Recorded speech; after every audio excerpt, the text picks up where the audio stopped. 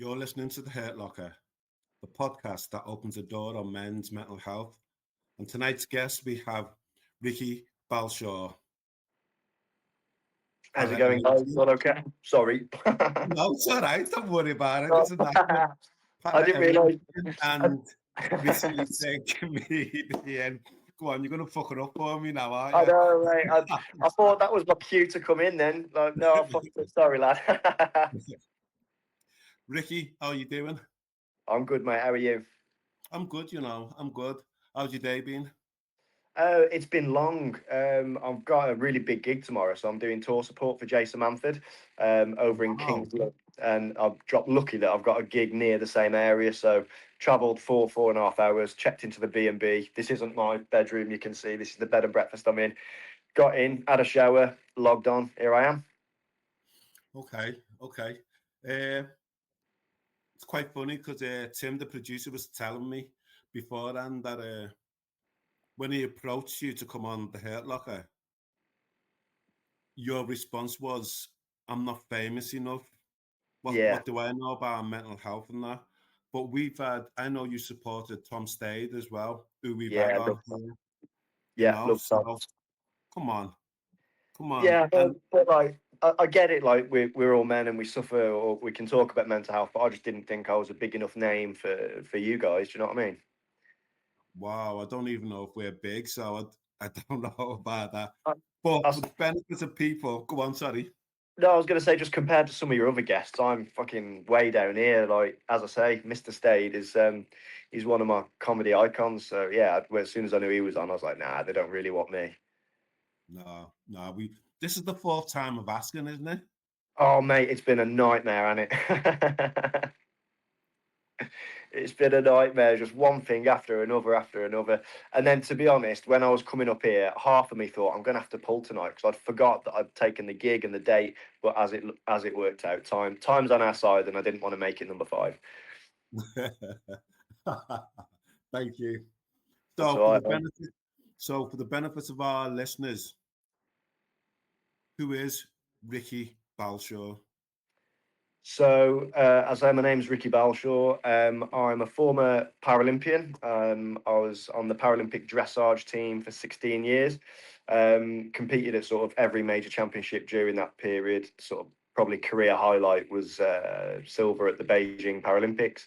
I retired when I was 30 from sport. Well, no, from dressage.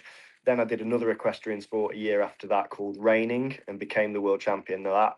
And then I retired literally at that medal ceremony. So I got the gold medal, feet hit the floor, and I've not been on a horse since. Then got a regular 9 to 5, a proper job, as my dad would call it. Hated it. And 4 years later, took up comedy. A year after that, sacked off the day job, and I'm now a full-time comic. Brilliant. So let's go back. Growing up. Yeah. Born and raised in Shropshire. Have I understood that correctly? Yeah.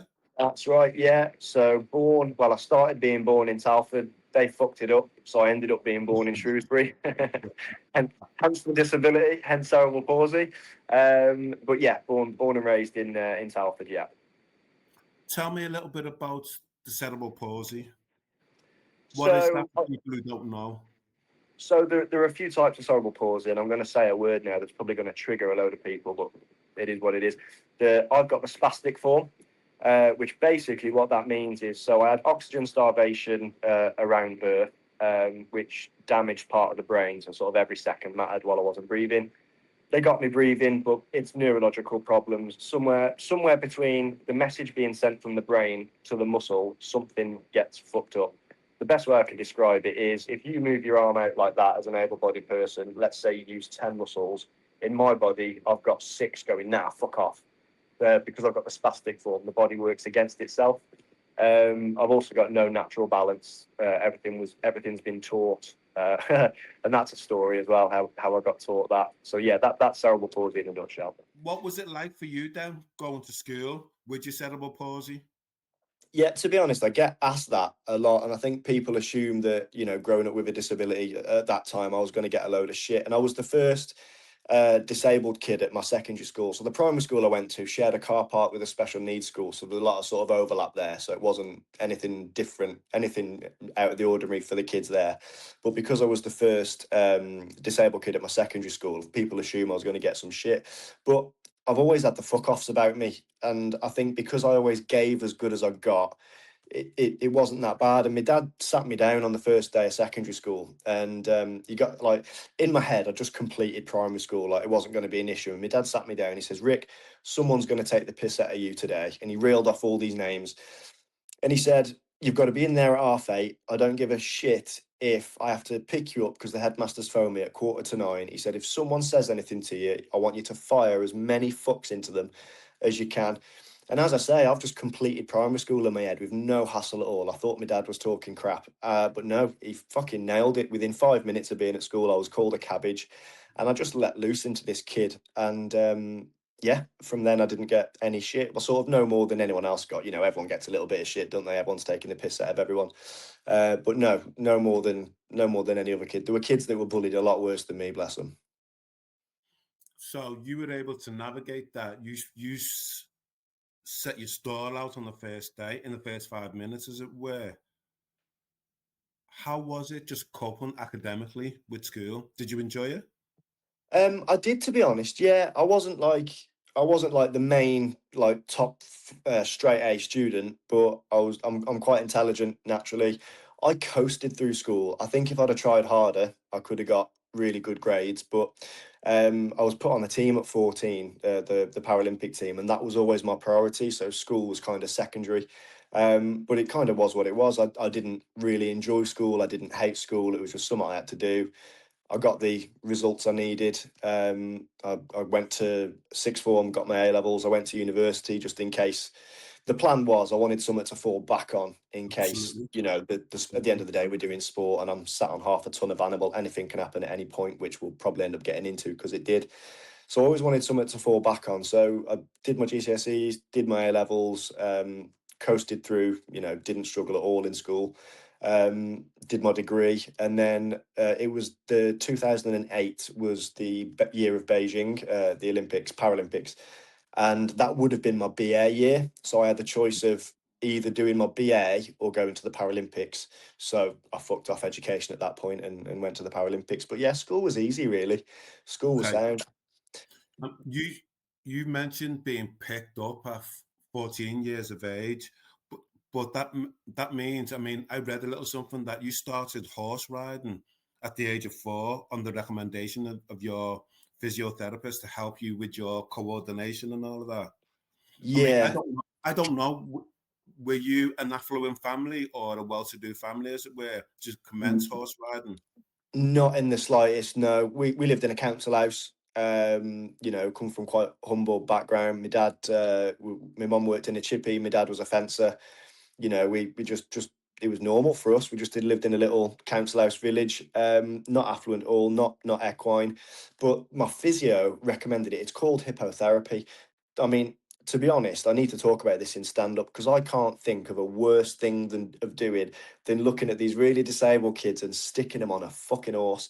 It's like it blags my head that someone even thought of that in the first place. Like, what were they thinking? But the logic is, like, especially with my disability, because I've got the spastic form, which is like tight muscles. So the theory is that you obviously sat on a horse, so it stretches all your adductors, your hamstrings. You're improving your core strength because the horse is moving underneath you the whole time, and you're fighting to keep your balance. And because I've got no natural balance, it's all been taught. That was like brain training without knowing I was doing it, because as I say, the horse is moving and you're fighting to keep your balance the whole time. And I was properly shit when I first started. I had to have someone holding me on the horse either side and someone leading the horse. But then eventually one person went away, then the other went away. Then I was, you know, controlling the horse myself. And I joined an able-bodied riding school, so I was trying to keep up with the able-bodied kids because I'm really competitive by nature. Like, I can't fucking play board games with kids. You know what? Mate, It comes across. It the comes thought of across. going the thought of going easy on a kid kills me. Nah, Like, I nah, can't do it. I not can't do happening. it. They win or they learn. Do you know what I mean? So yeah, so I was trying to keep up with the normal kids, the able-bodied kids, whatever you want to call them, and I guess I just got good. I won the disabled national championships at the age of 13. And from that, well, there was a little weird course of events that happened. I'll tell you actually. So that year that I won the nationals, I went to go and watch, because it was the year after Sydney Olympics. So we're talking 2000, 2001. I got, they were doing like a demonstration, the Paralympic team were, and I went to watch, and I won a raffle. And I went up to get my prize, and I got talking to this woman. I hadn't got a fucking clue who she was, but she was asking me what I did and all that stuff. And I told her I've just won the nationals, blah, blah, blah. Turns out that she was the head coach of the Paralympic team. And off the back of that, I got invited to the selection trials and then got on the team. Wow. Yeah. Just going back, there's loads more.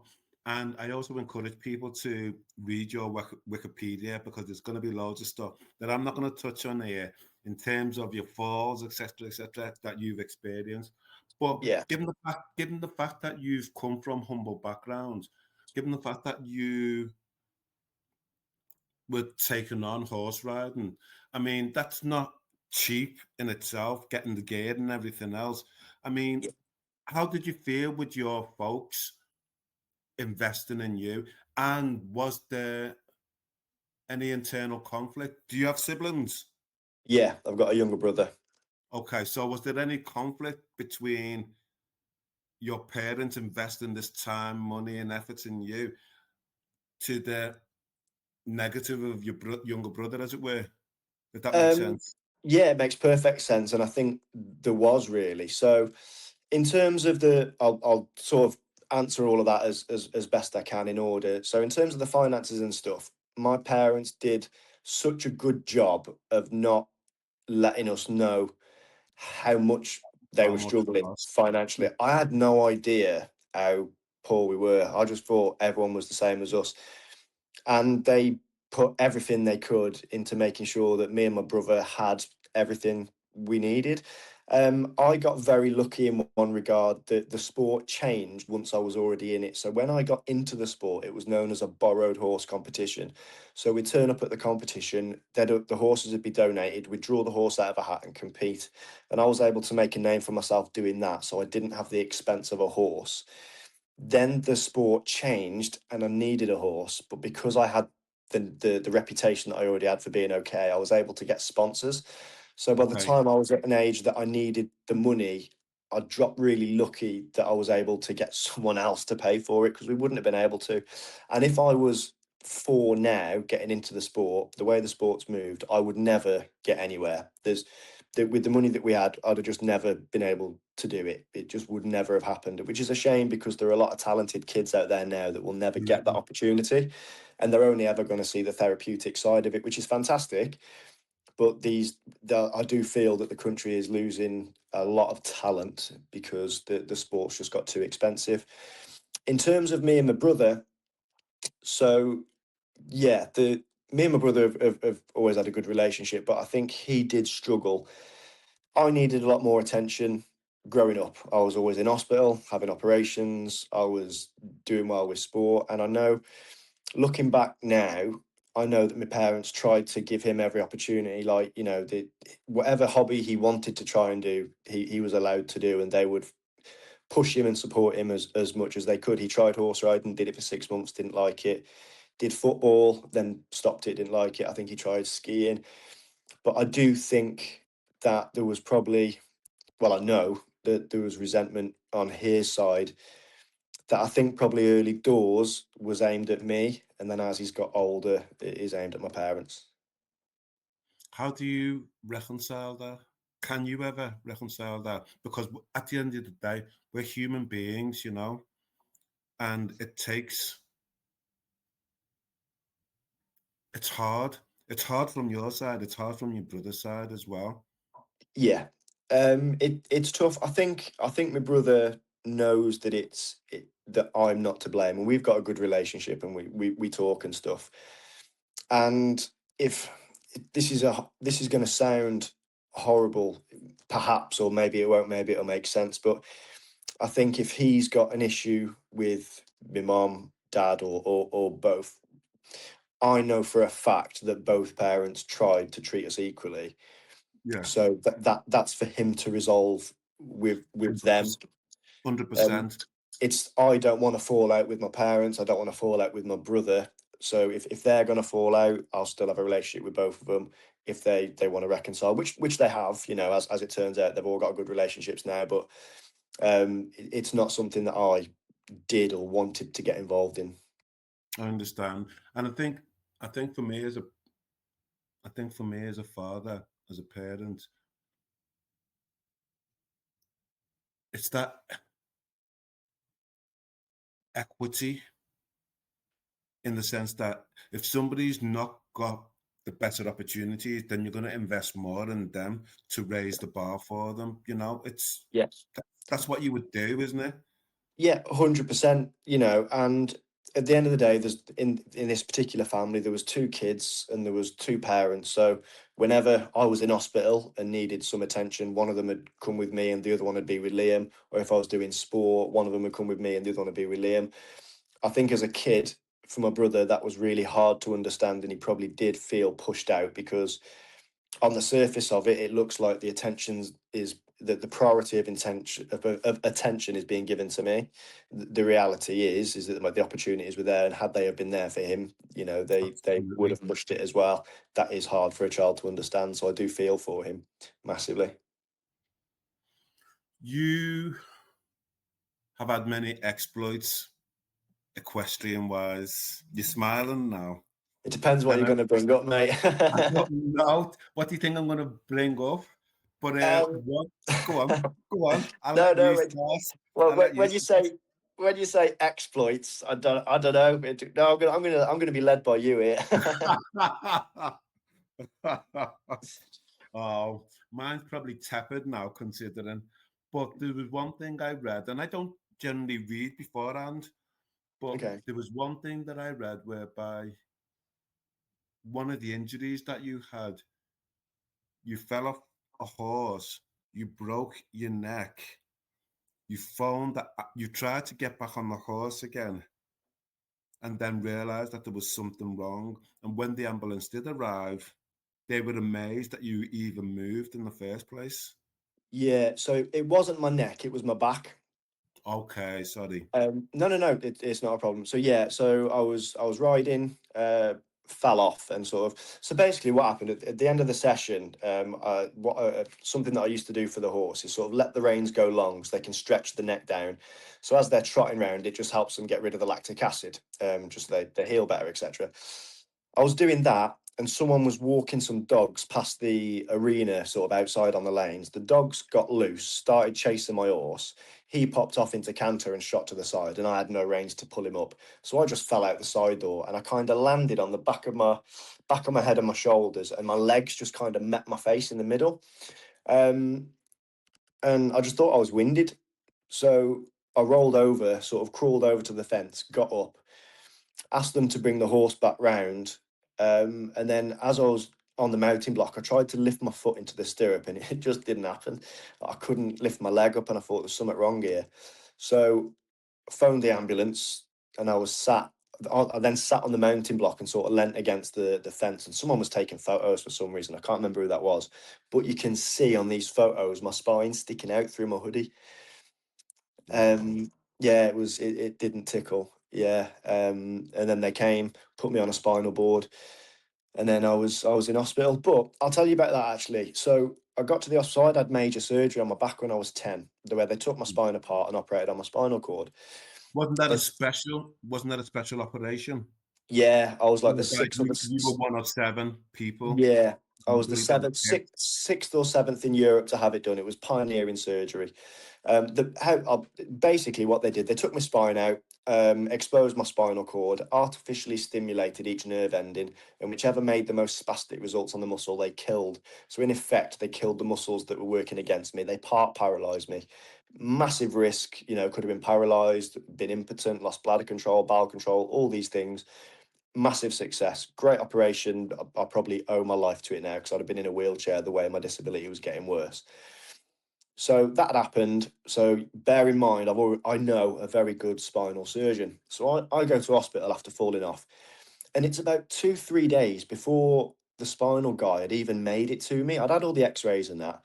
In fact, funny story, my mate was training to be a radiographer at the time. I roll up at the hospital and he's there as a trainee.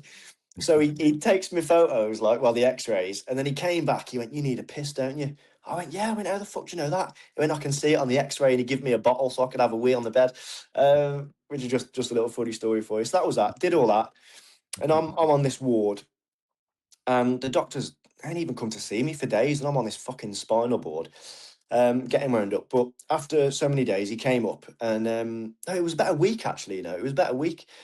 And he Wow. came up and he got me and my dad were there, and he put these X-rays on the board, and he says, "Right," he said, "Yeah," he said, you've got a crack here and a crack there and a compression fracture here."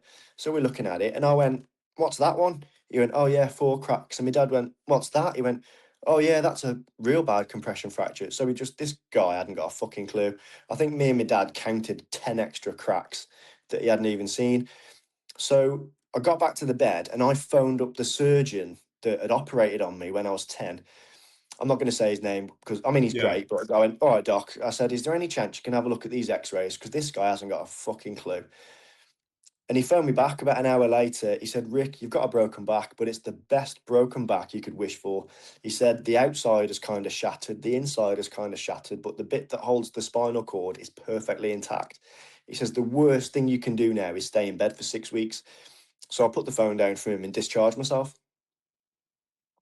Wow. Yeah.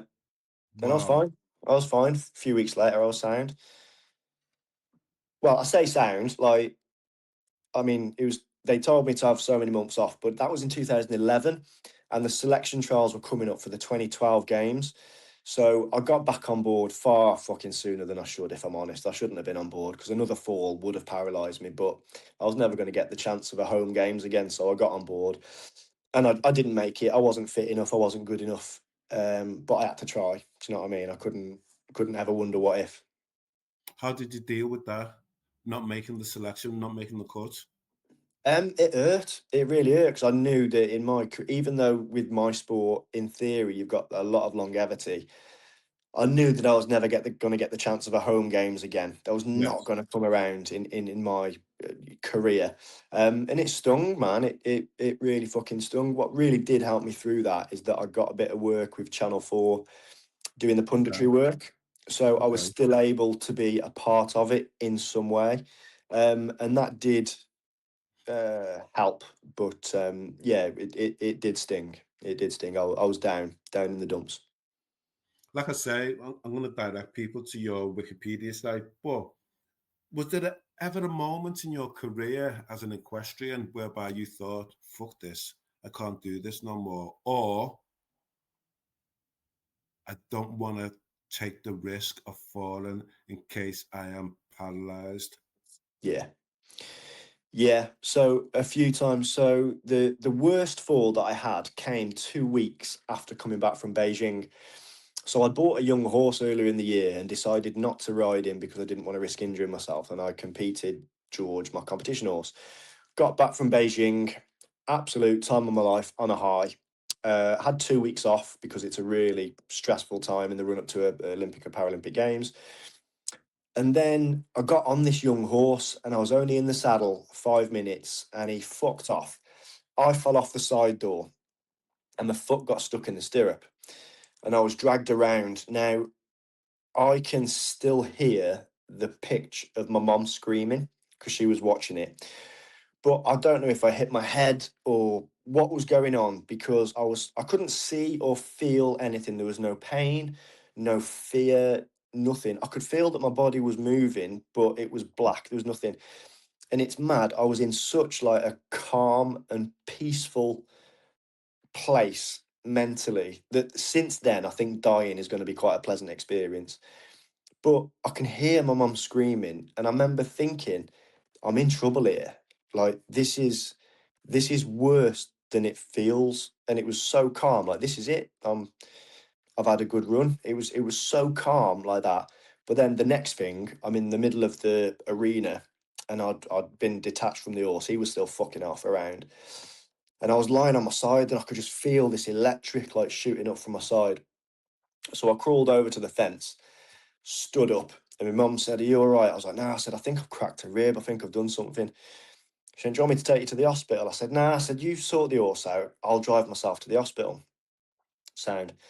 So I get in the car, I drove to the hospital, and by the time I got to the hospital, adrenaline had just fucking gone completely. I was in agony and I was stuck in the car.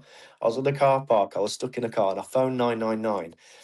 And I said, "Look, mate," I said, "Look," I went, "You ain't got to send an ambulance out, but can you send a nurse to the car park? Because I'm stuck in my fucking car." So, bless them, they sent someone out in a wheelchair, wheeled me in, and a nurse there must have been an equestrian fan or whatever, because she was really happy to see me. And You recognise you. oh mate, I've just been battered by a horse. What had happened was, as I was being dragged, he was kicking out with his back leg, and he just broken every rib on my right hand side. I dislocated my knee and I'd cracked my skull, like I was in a mess. And this woman was so happy to see me. And she was like, "Oh, you know, if you'd have bought your medal, you'd have been seen quicker." I was like, "Sweetheart, honestly, going via home to get the medal was the last thing on my fucking mind."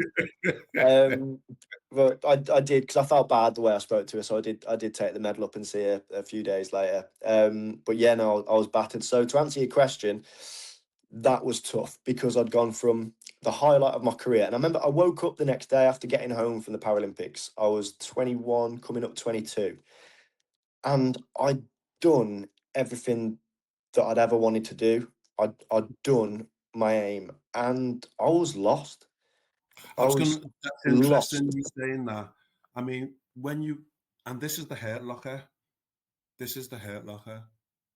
And when you reach the pinnacle of your profession, you've achieved what you set out to achieve. You know, you've been riding horses since the age of 4, you're 21, 17 years, you've been doing that. Yeah. Where do you go to from there? I was in a mess. And then during that 2 weeks, I thought, right, okay, let's start training. London's the next one.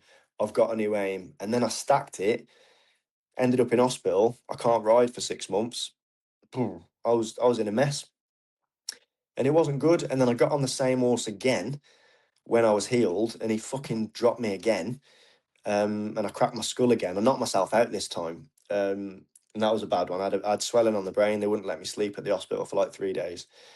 And I was just lost. I was lost. In 2009, it was a really bad year for me mentally. I didn't cope well. I was just shit. I didn't know what to do. I couldn't do what I'd done all my life, and I'd completed everything I tried to do. It was tough, man. Did you And talk to then anybody about how nah, you were feeling? nah, Why not? because I was a twat and looking. I just didn't. I don't know why. I guess because at the time I was a bloke. We don't talk about that shit. And I didn't, just sucked it up, cracked on, hope for the best. And it was, I shouldn't have. I should have addressed it and dealt with what was going on, but I didn't. I just fucking got drunk, and Can I? just went up. I'm just going to ask you directly then. Did you ever contemplate suicide? No, I never. I honestly never ever entered my mind. But Okay. at the same time, there was a distinct lack of self-preservation. Okay. So if fate took its course, as it were, you weren't going to fight against it. Nah. Okay. No, I was reckless during that 12, 18 months. Incredibly reckless. What would that recklessness entail? It's just not saying no to anything. Um, Drink, other things that I shouldn't have been doing. Um, Driving at a fucking rate of knots. There was just no self-preservation. I just didn't. But it wasn't to try and end it. It was just to try and get some kind of a high, I think. Just some kind of because I've been up on a high so much that was my normal place. I'm good when I'm up here, and I'm good when I'm down here. I'm fucking shit in the middle. I'm not good at that grey. Okay. And that's something that I've learned through having help later on. But to answer your question about did I ever have the thoughts of one more fall, should I retire? Yeah, and that's when I did. In 2016, I had this horse. He was arguably the most talented horse of my life, but it scared me the most. He was so powerful, and he's the only horse that I never fell off during my career. But he scared me the most, and it was Why pure did he luck. scare you? Just because he was so powerful. His movement was immense, and the bloodline that he came from, without getting too technical into the dressage, the bloodline that he came from had this habit, let's call it, of when they do get scared and bolt, they sort of the Sandro Hits line, which is his father's line, would lift their head up, bite down on the bit, and just fuck off. And there's nothing you can do. You're just a passenger. And I haven't got the ability to jump off at that point. I ain't bailing out. And if I do, I'm not landing well. So if that happens when I'm on board, I've got to fucking stick it out. And it happened a few times. And it was luck, not judgment, that I ended up staying in the saddle. And he scared me. And I did this competition and he fucking really scared me. And I decided there and then, this is I ain't doing this, because I don't bounce like I did in my teens. Yeah. I just don't.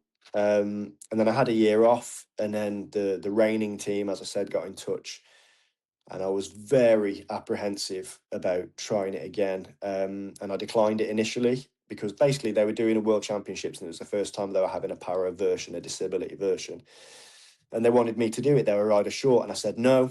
Then they phoned me up again a few weeks later, and they said, "Look, we really need you. We really need a rider. We'll pay for everything, and you can keep the prize money if you win any." I said, "What's the prize money?" And they told me, and I said, "Fuck it, I'm in," because it was a lot of money. Go on, tell us how much. Well, it was 30 grand. Fucking hell, yes. Come on, lad. 30 grand, which, I was led to believe that was 30 grand each. It's not. That was the prize fund, which was split up. So, yeah, I know, right? Naughty. Yeah, but anyway, it is what it is. As it turned out, it was great fun. The first year I did it, we got team silver. The second year I did it, I got individual gold. So I was the world champion, and I was literally there in the prize giving. And after my dressage experience, I thought, you know what? The only way I can go from here is down. I can't go any higher. I'm the world champion. They're playing my national anthem now. I've got the gold medal around my neck. Let's just fucking take the win. Take the win. And I've not ridden a horse since that medal ceremony. Can I ask, just for clarification for me, what's reining? Yeah, so reining, it's a Western style of riding. So with dressage, it's very similar to dressage in a lot of ways. You sort of dressage is the dancing horses. So you've got an arena with loads of letters around, and you ride from point to point, do certain size circles, certain movements left to right, sideways, all that stuff. Reining is like dressage on speed. So some of the moves, so you still have to do like the large circles, the small circles, but you ride one-handed with really long reins. So it's like there's no contact on the mouth. And you do things like gallop in a straight line and stop as fast as you can. So you do like sliding stops, or you get them to spin round in a circle as fast as they can, and you have to stop and bang on 3 or bang on 4 turns, whatever it is you're doing. So it's kind of, this is going to sound like such a wanky thing to say, but it's like high adrenaline dressage, which is the most pathetic sentence I've ever said in my life. So yeah, that's reining. It's the easiest sport I could have done next to dressage because it's got so many similarities. I had to just learn a few different aids to tell the horse what to do. But that's when I decided to quit horses altogether, just because I'd got lucky and champion. Let's just fucking leave on a high. Absolutely. I mean, it's interesting you saying the power of that horse, and I've got my utmost respect for horse riders. I think horses are just beautiful, powerful beasts, and anybody who can harness and finesse and ride with them, I doff my cap off to them. I don't know if you've ever seen a film with George Clooney called Michael Clayton. No. There's a scene, he's a fixer for this law firm. Anyway, I'm just a little segue. Yeah. He's it's dawn, and he happens to be riding his car, and he just stops and he walks up to this hills, and there's just these 3 gorgeous horses there, and he just walks up to them and just has a moment with them. And then there's an explosion, and then they just bolt and get off and that. But it always stands with me because there's something special about horses. Yeah, I had a little superstition when I went to try a new horse, and it's interesting because I have spoken to other para riders since, and one had a very similar superstition to me. So when I went to try a horse, I'd go into the stable with them, and if they wouldn't sort of sniff or show attention to my walking sticks, I wouldn't even get on them. And another rider who had cerebral palsy down her one side, she had a very similar thing. And if they wouldn't go up and sniff that side and show interest, she wouldn't even get on them. They're so intuitive, horses are. You've got to respect them. Absolutely. And I think because I respect them so much, there's an element of fear I have for them. I never stand behind horses or anything like that. God forbid. God forbid. Yeah, but yeah, they're so strong. Like they're 10 times my body weight. You're never going to outstrength that. You're never ever going to beat something 10 times your weight in a push and pull competition. You're just not. So there are 2 ways of riding. You can, some riders that I really disagree with, they sort of demand and bully and push. It was never my style. I always tried to be empathetic, and I'd always ask the horse as opposed to tell the horse. I'd rather the horse give me that moment because they wanted to, rather than them feel bullied into it. Because if they feel bullied into it, they're herd animals. At the end of the day, in the wild, they're prey. And if they feel threatened, they're gonna fucking bolt. And I never wanted my horses to feel threatened to me. It's not my style at all. Absolutely. Who's been your favourite horse? George, without a doubt. I've got a tattoo of him on my arm. So his show name was Deacon's Georgie. His stable name was George. And he was the horse that I took to Beijing. He was my horse of a career. He put me on the map. He got me my medal. And once he retired, he retired with me. I kept him in a field, and he was able to live out his days. And we only lost him a couple of years ago. I owe a lot to that horse. And I've got a little quote that written under my arm that I wrote for this thing. It says, "He lends me his legs and we take on the world." I've seen that. We had to do these things with like a photograph of us with the horse, and then something related to our disability, and then think of a quote to go underneath it. And that was the quote that I wrote. So yeah, I've had that tattooed on me because I owe a lot to that horse. He was a good boy. He was great. You've had a horse called Bungle and one called Academy Awards. Am I correct? Yeah. So because I had George, I got this horse and called him Bungle. So I had George and Bungle from Rainbow Days, just because I'm a dick, basically. Because you can. And it was actually Bungle that dragged me round and beat me up. Right. And then I had Academy Award. He was sponsored to me, so his show name was Academy Award, and his stable name was Oscar. Oh, very good. Yeah. Very good. He was a great horse, actually. I owe him a lot as well. He was a lovely, lovely horse. Yeah, I've been really lucky with the horses that I've had. I've had some amazing horses that have really done me proud. What about Zippy? That was me. Very good. That was me, because I'm a mouthy prick. Very good. Very good. Just going back to mental health and that, and I was talking with Tim yesterday about this. Somebody gave me this stat that in terms of disability and suicide risk, men are 3 times more likely to die by suicide if they are disabled. What's your thoughts on that? That, I didn't know that for a start. What do I think about that? That's a big question to ask, and the stat doesn't surprise me. It should, and it doesn't. I think there's a lot of pressure on men in society anyway to be a certain way, to act a certain way, and I think adding a disability to that obviously depending on the disability, can make that more difficult to be the stereotypical man, if that makes sense. So it doesn't surprise me that is a statistic. It's sad, but I get it. Like, I've been very lucky in a lot of ways. I think my parents did me really good for setting me up, and they treated me and my brother the same. And I was, and I might fucking cause some dispute here, but I'm of the opinion, if you're bullied, bully back. If someone punches you, you punch them back. You give as good as you get. I'm not going to go out looking for trouble, but I'm going to fucking defend myself. Do you know what I mean? Absolutely. And I think that that's a good way to be, because I don't take the shit. Why should you? Exactly, but some people aren't that confident. I've met a lot of people, that men and women, that their disabilities really affects their confidence. Be found who they are. Yeah, and like, so I've been very lucky in a lot of ways. Like, I've got an amazing girlfriend now. I was going to ask you about relationships.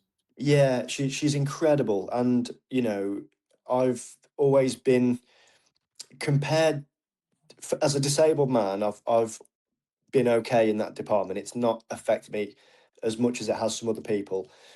And there's a lady that I know. I'm not going to mention her name because it's not fair of me to without asking her first. But she's got cerebral palsy, and growing up, all she wanted was a partner. And in fact, I know a bloke who was the same, with different disability but the same. And they found it so hard because people couldn't look past the disability. And I think that is really sad. And I've been very lucky in that regard, if that makes sense. It does make sense. And I paused then because it got me thinking about what's the solution to that in terms of people just looking at the disability and people not looking beyond that and people not seeing the human being, the person in front of It's them.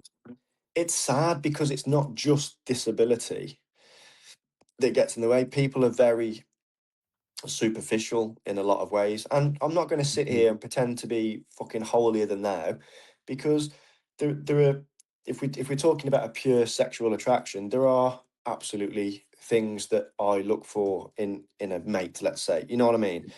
I'm trying to be as say that my words as correctly as possible. So I can understand people having a preference for certain physicalities. Yeah. And if I'm of the look, I'm a small dude. I'm 5'6" on my fucking tiptoes. I'm skinny, and I'm disabled. For me, I accept if someone doesn't find that attractive. It is what it is. On to the next. But that upsets some people, and it shouldn't. I don't know what the solution is. I guess I'm very lucky that I'm confident enough, and I think perhaps we need to raise people's personal confidence that they can bounce back from whatever the rejection is. But it's hard because people take things differently. I think I'm just talking in circles here. I don't really know what my end No, you're goal not. of saying what I'm saying. I You don't know don't. if it's making sense or not, but It's making perfect sense. Can I ask then, because of the stat that I give you in terms of suicide risk, have you known people with disabilities to have died by suicide yourself personally? no, Okay. no, I haven't. I know some able-bodied people that have been very Okay. close to me that have committed suicide. All men. I don't know a single lady, touch wood, that's committed suicide, but I know multiple men. They have been able-bodied. But I think for me, the majority of the disabled people that I've interacted with have been athletes and Yes. have been successful. Yes. And I think because of that, maybe I don't know. I mean, I know mental health is a thing, and actually, something I want to get to about mental health and sport. But remind me to say that because I think it's important. Please. Please. But I think that the because my interactions with disabled people have been very successful disabled people, that's perhaps why I've not seen that side of things, if that Because makes you're sense. part of the elite. Yeah. There's no getting away from that. You're part of the elite in that Yeah. sense. Even in comedy, now that I'm a comedian, there are other obviously disabled comedians there, and they're the ones that are doing well. Yes. And yes, they all struggle in one way or another, but they're at the top level of the club comedy or whatever they're doing. So I guess I'm quite lucky in that regard that I've not had to see any of my mates do that. Okay. Go on, pick up on the points you want to talk about, mental health, etc. Yeah, so what in terms of my major struggles with mental health was after Beijing, when I was forced to not ride and sort of had that down then. And then when I retired, and I think more needs to be done for athletes. And this isn't just a male thing, this is a female thing as well. I think more needs to be done for athletes to prepare them for life after sport, because you see it all too often. And I could go off on real names now: Fury, Joe Calzaghe, Conor McGregor. They're just three That's combat Bruno. athletes in Yeah. recent. And I know nothing's come out about Conor, but his behaviour says otherwise. Things we need to do more, or the governing bodies of these sports need to do more to prepare athletes for life after sport, because when you come off the team, you're fucking yesterday's news straight away. You're lost. You're lost. I was put on the team at 14, and you're bulled up and you're given so much fucking smoke up your arsehole that you start believing your own hype. And then Absolutely. you finish, and all of a sudden the yes men go, and you're on your own. And I was very lucky that I had the mates that I had from school, and I had a good family that were around me that weren't these yes people. But you see it all too often that people get success, get surrounded by yes men, and then just fucking go down the hole afterwards. And I really think, especially with athletes that are picked up at a young age, like the swimmers, all the gymnasts, things where they have to start early. It becomes their life so early on that when they do finish, they're not ready for it. And I can Yes. say from my personal experience, I didn't have a single 20-minute session to prepare me for life after sport. And I was on the team from the age of 14 to 30. That's 16 years they had the opportunity to do that, and they didn't. How would that conversation, or what would that conversation look like? Life after sport. I think the life after sport, I guess it depends on the sport, but Okay. for me, for dressage, the irony is in dressage you can compete for a long time, but it's that the admiration, I was doing a lot of public speaking. The demand dries up as soon as you're yesterday's news. Nobody wants the Paralympic medalist from 2008 when there's a Paralympic medalist from 2012 or 2016 or 2020. You're forgotten so quickly. And I think you need to set people up for, in speech marks, normal life, Yes. because you're put on a pedestal from such an early age that becomes your normal, and that isn't normal. No, absolutely. I was taken off the team at the end of 2012 because of some injuries, and I learned really quickly during that time about this drop. So I was a little bit more ready for it when I did retire. So I got back on the team fairly quickly, and then retired in 2016. So I was ready for that drop, but that was only self-taught. And Okay. I think it's wrong that these governing bodies don't do more. And I wish I knew what that looked like. I wish I had the answer now to say this is the plan. But I haven't got the data. I don't know exactly what people struggle with. I can only talk about myself. I think I see it within football, I see it when kids at 16, 17 are let go. I've got family Yeah. members who are in professional football teams at young ages, and I do worry about how their parents and them are going to manage if they were to be let go, because Yeah. the chances of success are minuscule. The Yeah. chances of getting a professional contract and going to the next level, they're minuscule. But you So know what? They don't tell the kids that. They don't tell them that. They bull them up like, you can do this, you can do that. They fucking believe it going into all these trials that they're going to be Yes. the next Messi. And Yes. then the next thing you know, they're on their arse and they haven't got the fucking GCSEs to get a good job. Absolutely. And you know what? I can't blame them because I did the same. You know, I was told this. I didn't try as hard at school as I was very lucky that I did all right at school, to be honest, because I've fucking put no effort in. And I wouldn't either in their position if my effort would go in. Well, it did. It went into the sport I was told I was going to be great at. They don't set you up for the failure, and the majority fail. They do indeed. And that's the reality. And that is the reality. You know what, Ricky? We spent so much more than what I thought we were going to talk about in terms of Yes. your equestrian career, etc. And I haven't really touched on what was that transition to becoming a comedian? So I retired from. Because I'm going to stop you. I'm going to just jump in because Well, isn't that a case of replacing one type of adulation for another? You already know where I'm going there. oh yeah, yeah. You're right. I got an office job. I fucking hated it. I hated it. I fucking hated it. Right. I did. I'm not going to lie to you. So I quit the sport and I got a job as a car salesman. I lasted 6 months. Fucking Okay. hated it. Did you sell any cars? I was pretty good, to be fair. Oh yeah, you've got the Yeah, patter. I was all right. I got the gift of the gab, mate. I can sell sand to it. You know, it's not a problem. So then I got a job for a company that basically sold. We did like we sold man caves for a living. So we sort of did people's garages out and designed them all and did the cabinets and the workbenches and all stuff like that. Really, really cool project. Like each project was cool.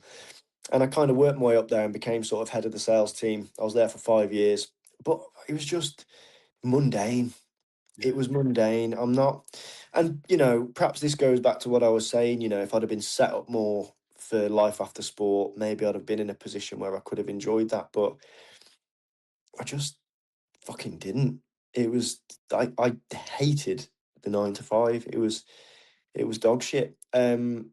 But I'd done a lot of public speaking when I was on the team. I'd sort of done a lot of after dinner talks, a lot of motivational talks, and things like that. And I'd always been a big fan of comedy, so give it a go. And I was I say lucky, and I don't mean to be arrogant, but I guess talented as well. I put a lot of work into it, and I was able to quit my job and rely on comedy after about 12 months.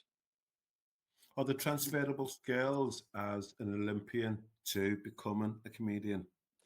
I think because I'm a storyteller, it's given me a lot of stories to talk about. But no, I don't really. You could argue the confidence because you're used to being on centre stage, used to you sort of public speaking. That a lot of transitional skills there, but I don't think that there are many in terms of being on the field, so to speak. If I try and talk about sport as a whole, to being on stage, other than the pressure to deliver, we've already had that as an athlete. It's just a Yeah. different pressure and a different type of delivery. Do you like pressure? Love it. And now you thrive on it, don't you? Yeah. I think you Yeah. thrive on people telling you can't do something and Massively. It's just putting your fingers up to them. red rag to a bull. Absolutely. Yeah, it's best thing ever. It's great. I love it. Absolutely love it. Yeah, yeah, So what next? You're supporting Jason Manford yeah. tomorrow, yeah? Tomorrow, yeah, supporting Jason Uh, Manford tomorrow, who's one of How did my. that come about, and how do you feel about it? It came about. So he's got a comedy promotion, and they run a lot of comedy events all over the country. And because I gig for them, I'm on the mailing list, and this mailing list came out. Do you want to do tour support for Jason Manford? I'm like, fucking yes, I do. So I just sent my name in. Luckily, the guy who books it had seen my set, see what I do, sort of thing, and yeah, give me the opportunity. So I've only got one date. I've only got one date, and that's tomorrow. And hopefully that'll excuse me, hopefully that'll lead to many more, because I'd love to do, you know, more of his tour dates. He's fantastic, and that's good training for me, getting used to these bigger rooms, you know. Okay. Tim's got a question. He says he doesn't want to interrupt it, but he's got a Go on. question if it's okay. Yeah, of Go course. for it, Tim.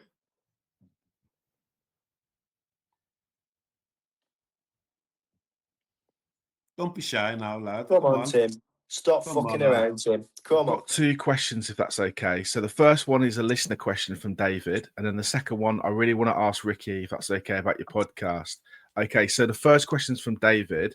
He said, I've watched a lot of your clips and your comedy recently, and his opinion, you're very dark, you're very quick-witted, but there's a lot of kind of self-deprecating stuff. And he says, where's that coming from? Is that from early doors school, or where did that come from as a performer?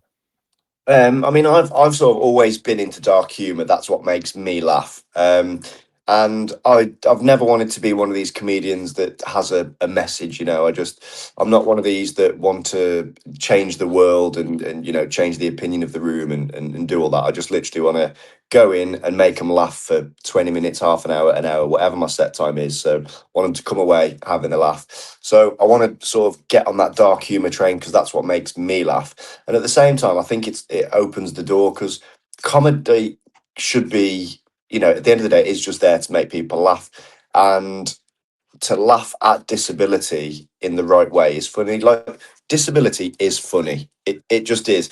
The things that we have to do to get around stuff, or even just falling over, you know, take it back, slapstick humor, for example, is funny, and disabled people fall over more. So why can't we do that? And then I take it sort of quite an extreme, really, with some of the stuff that I talk about, you know, disability wise.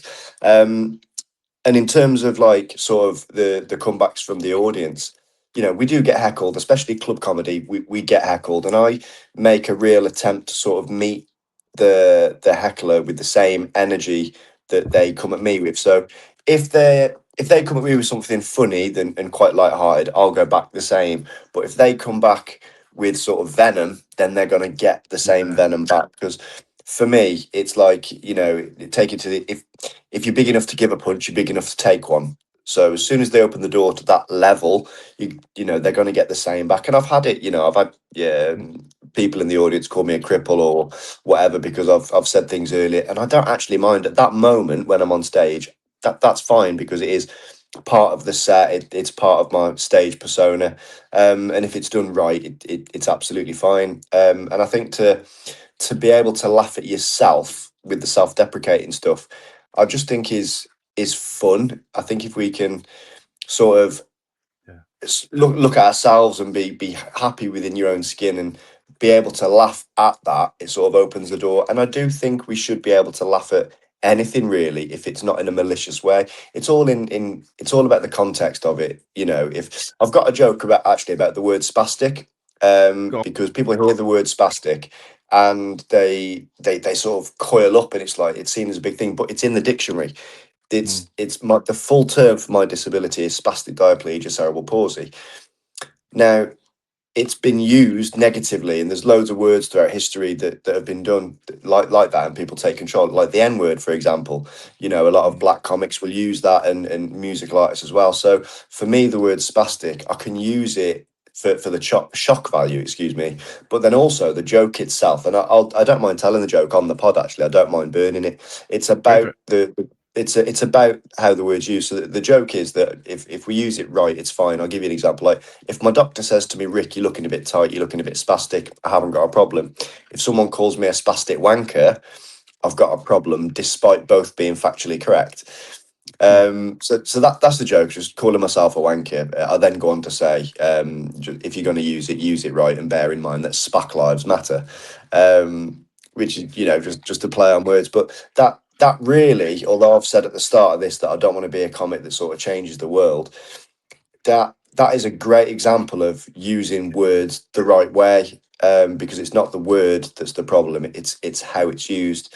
You know, if I'm talking with mates, go, oh, you fucking dickhead, and it's a laugh. But then if I have a car crash and someone calls me a fucking dickhead, it's totally different. So the words aren't the problem, it's how they're said. And I really like to talk about that in my set. Brilliant. There you go, David. Yes, your answer. Thank you for I hope that answers that. 100%. Just last one really quickly. We want to know about your podcast. You've got your podcast coming out. Just what it is, where people can get it, and what's it going to be about. Just give you the opportunity to talk about it. Yeah, I appreciate that. So it's called Ricky Balshaw's Unstable. We did launch it last year. I won't go into details, but we had to go on a hiatus. But we've just started filming again. It's going to be launched. I don't know when this particular podcast is going out, but we'll be launching ours a few weeks from today. So mid to late November. We'll be launching that. As I say, it's called Ricky Balshaw's Unstable. You can find it on all the platforms, audio and visual. And basically, the way I'm kind of describing it to people is, it's kind of like Joe Rogan mixed with Stephen Bartlett, and then adding my humour to it. So I'm basically getting just really, really interesting people in to talk about them and really go into what their life experience and stuff like that. Obviously, I've got comedians coming on because I've got links there. I've got a lot of Paralympic and Olympic athletes coming on. I've got, for example, a CID inspector who worked on the 7/7 bombings. I've got a convicted murderer coming on. I've got someone who does sort of medieval fight reenactments. So really, really varied, different things and different. Sorry. Sounds it very varied. Yeah. Great. Yeah, really varied, and it's just a really interesting chat, just opening the doors to different experiences, different lives, different careers, different stories. Because I think stories are great, and like I put it in just a local forum of mine, looking for guests, and the stories that were coming out that just never get told are amazing. You know, there are some amazing stories out there. So just shining a light on that, really. And obviously, I'm a comedian. We are having a bit of a laugh and stuff about it, but it is just really informative, really good fun, and I've really enjoyed getting back into it and filming it. So yeah, if anyone's enjoyed this, please do follow it on there. You can get it on, if you search Ricky Balshaw on all the platforms, you'll find me where the clips are, and then, as I say, it's called Ricky Balshaw's Unstable. I appreciate you letting me plug that, actually. Thanks very much. No worries. Send me the links and I'll put it in this episode. Well, it's in this episode notes now for people viewing it, but we'll be out and we'll put it on the audio. Brilliant. Yeah. So just at Ricky Balshaw for me across all platforms. And then the podcast is at Ricky Balshaw's Unstable. Actually, we have done a Patreon as well. It's patreon.com/unstable pod. And with that, you get early access and you get extra time with all of the guests as well. So each episode for the public's about an hour, but then we do another half hour, 40 minutes behind the paywall. And the first 1,000 patrons I've done for just £1 a month. So no one's going to notice, hopefully, £1 a month going out, and it really does help the pod grow. And we put all the money back into it to try and get, sort of bigger guests, bigger names, things like that. So if you have got a spare £1 a month, go on the Patreon, get early access. There's extra stuff as well. So for that one, it's patreon.com/unstable pod.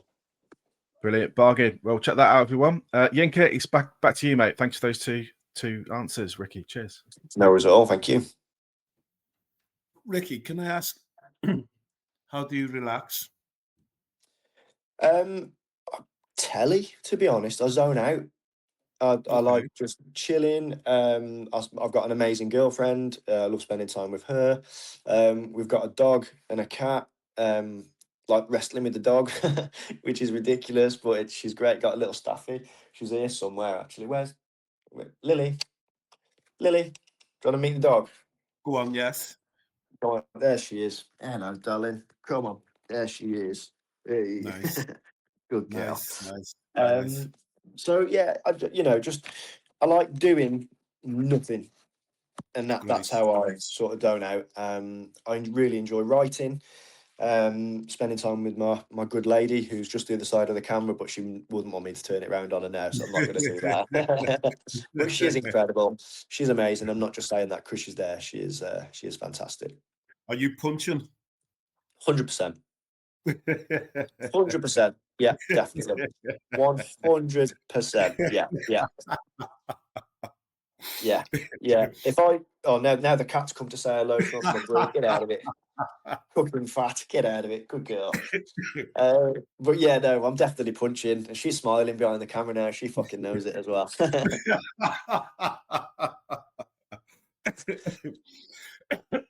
but I wouldn't expect anything less from you, Ricky, to be honest. I appreciate it. Thanks, man. Yeah. Couple more questions, and I just want to thank you for your time. And I just want to thank you for how effortless today has been with you. I've really, really enjoyed it, and I'm not saying this, I'm not blowing smoke up your ass. You say that to all the guests, don't you? Not at all. No, I appreciate it. I think these conversations are important to have, so I appreciate you having me on as well. And if there's stuff that you wanted to cover and we haven't, I'd be more than happy to come on again because I think it's important. Brilliant. My question to you is this. Who's the most important person in your life? And you can only pick one person. Me. Do you embrace that? Do you embrace that 100%? I'm the only person that's with me 100% of the time. And I think you've got to be happy in your own skin, confident in what you're doing, and happy with where you're headed. Brilliant. And if you're not, change something. Absolutely. Absolutely. And my last question is this. And I'm not disagreeing with your answer on that one. I totally agree with you. My last question is this. We switch off the podcast. You're chilling with the missus, the dog, the cat. There's a knock at the door, and it's 9-year-old you knocking at the door. What do you say to him? What do I say to 9-year-old me? Probably the first question would be, how the fuck did you get here? But in seriousness, I would say, don't sweat the small stuff. Aim high and shoot low. Just, do what you want. You know what? No. So I think I retired too late. There are things that I've done that I should have done earlier or later. I guess what I'd say is go with your gut. Yeah, that's what I'd say. Go with your gut. And if it feels right at that time, do it then. Brilliant. Ricky Balshaw, thank you for being a guest on The Hurt Locker. Thank you for having me. It's been great. Thanks very much. It's been a pleasure. I've really enjoyed it. So genuinely, thank you for having me. It means a lot. Cheers. Thank you for watching. Remember, you are not alone. If you or someone you care about is struggling with their mental health, please see the contact information in this episode's description for further support.